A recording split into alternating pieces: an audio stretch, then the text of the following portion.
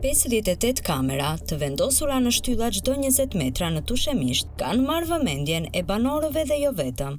Doni të dini si shpenzohen lekët e shqiptarëve, shikoni në Tushemisht për çdo shtyllë kanë vënë nga një kamerë PTZ. Mund të jenë mbi 200 shtylla këtu dhe kjo nuk ka shpjegim tjetër veç se ka qenë ai tender për t'u dhënë dikujt, se s'ka kuptim. Pra 2-3 kamera mjaftonin për tërë të zonën.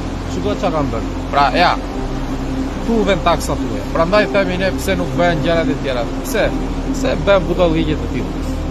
Pamjet janë bërë virale dhe të gjithë po pyesin se për çfarë duhen apo shërbejnë gjithë këto kamera në një fshat turistik që nuk është i njohur për krime apo ngjarje të tjera të së njëjtës natyrë. Projekti, pjesë e bashkëpunimit mes Fondacionit Shqiptaro-Amerikan, Fondit Shqiptar të Zhvillimit dhe Bashkisë Pogradec, raportohet të ketë kushtuar rreth 17 milion lek. Kamerat PTZ janë pajisje të kushtueshme dhe kërkojnë mirëmbajtje për fshirë energji dhe staf, të cilat kushtojnë $1.000 secila, ndërsa flitet se 12.000 euro ka kushtuar njëra shtyllë. Drejtori i Fondit Shqiptar të Zhvillimit, Dritana Golli, u shpreh se veçantia e këtij projekti ishin 58 ndriçues inteligjent, të pajisur me sensor ajri, kamera sigurie dhe ekrane informuese me prekje për turistët, ndërsa vetë Fondacioni Shqiptaro-Amerikan për Zhvillim mohoi në korrik të këtij viti të ketë financuar projektin. Por pse duhej ky investim i kushtueshëm me 10 kamera në Tushemisht?